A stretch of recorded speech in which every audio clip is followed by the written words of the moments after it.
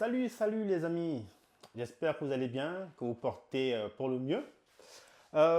C'est l'été, donc les vacances pour la plupart d'entre vous. Attention, bientôt la fin des vacances. Donc j'espère que vous profitez au mieux de vos vacances. C'est aussi l'occasion de se poser un peu sur un transat pour ceux qui sont à côté de la plage et de lire un bon livre. Alors, ce matin, j'aimerais vous recommander ce livre. C'est une œuvre de Don Miguel Ruiz. Le livre s'intitule Les quatre accords Toltec. En fait, ici, il s'agit tout simplement d'un livre sur le développement personnel. Le développement personnel, tout simplement, vise à se sentir bien dans sa peau, de manière résumée.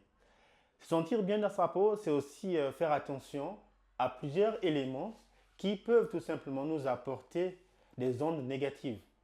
Et c'est pourquoi ici, Don Miguel, tout simplement, nous rappelle à travers ces quatre accords, tout simplement les quatre éléments qui peuvent nous aider à se sentir bien, à faire en sorte que l'environnement où nous situons, tout simplement un environnement apaisant, où il y a moins de stress, etc. Alors il y a quatre accords. Et le premier des accords, c'est avoir une parole impeccable. L'auteur ici nous renvoie immédiatement vers nous-mêmes. C'est le premier des accords et c'est le plus important. Avoir une parole impeccable signifie tout simplement éviter de prononcer des choses ou dire tout simplement des paroles qui peuvent blesser. Donc faire attention à ce que l'on dit, c'est déjà la première étape qui risque de nous mener tout simplement vers ce bonheur que nous cherchons tant.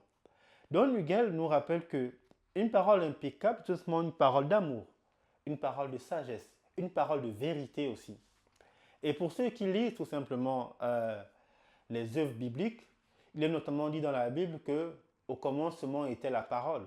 Et tout ce qui a été fait à travers la parole.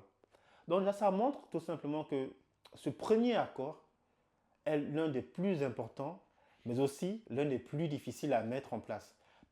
Parfois, on peut avoir des mots déplacés, on peut avoir des paroles que l'on ne maîtrise pas. Et donc, il faudra faire cet exercice, je pense, à long terme pour pouvoir réellement y arriver. Faire attention à ce que l'on dit au quotidien, c'est assez difficile. Le deuxième accord, tout simplement, c'est n'en faites pas une affaire personnelle. Alors, il y a des mots qui peuvent être dits, comme je l'ai dit tout à l'heure, il y a des paroles qui peuvent dépasser notre pensée. Et lorsque nous, on reçoit cela, il faut toujours faire attention. Comment se détacher de ce que l'on est, de ce que l'on peut ressentir et entendre des autres.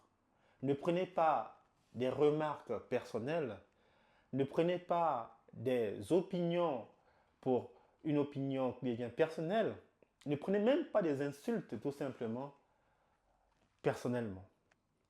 Et donc évitez tout simplement de prendre tous ces éléments-là comme étant une attaque personnelle. Le troisième des accords, c'est ne faites pas de suppositions. Alors là, je pense qu'il y a pas mal de personnes qui vont très vite se rendre compte que c'est très difficile. Ah oui, c'est très difficile parce que nous avons forcément une opinion sur tout. Nous avons forcément des pensées sur tout. Nous avons des remarques sur presque tout. Et éviter de faire des présuppositions sur ce que pense une personne peut être très compliqué à mettre en place. Mais c'est l'une des bases du bonheur. Dès l'instant que je ne présuppose pas ce que pense l'autre, ce que va peut-être dire l'autre, je m'accorde tout simplement un temps où je peux chercher à comprendre ce qu'il a réellement à me dire. Et non pas déjà interpréter ce qu'il va sûrement me dire.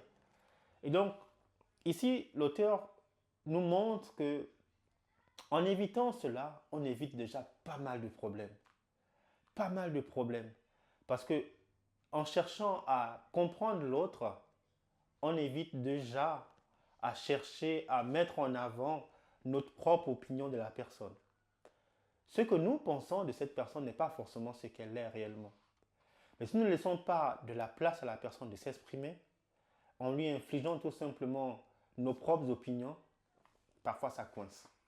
Donc ici, l'auteur nous rappelle encore ici sur ce troisième accord qu'il faut tout simplement éviter absolument de présupposer des éléments, des paroles, des idées des autres. Enfin, le dernier des accords, c'est faites au mieux. C'est-à-dire, essayez de donner en fait le meilleur de vous-même sur chacune des situations. Essayez d'aller au maximum de vos capacités pour éviter d'avoir tout simplement le sentiment de j'aurais dû, j'aurais pu. Quand j'étais jeune, je jouais au handball et un de nos coéquipiers nous avait dit tout simplement au début de match, les gars, à la fin de ce match, il faudrait que l'on sorte la tête haute. La tête haute signifiait tout simplement sortir du match en ayant tout donné.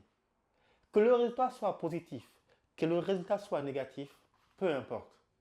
Si on a tout donné, on a le sentiment d'être tout simplement fier de notre travail. Ce sentiment de fierté se traduit par faire de son mieux. Voici donc 4 accords qui peuvent complètement changer votre vie.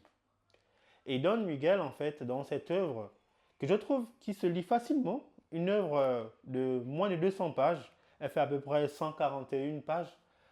Donc moi, je vous propose de lire cette œuvre et surtout de me dire ce que vous en pensez. Lisez-le et essayez de mettre en place ces 4 accords au travers de votre vie. Allez, passez des belles vacances et à très vite. Bye bye.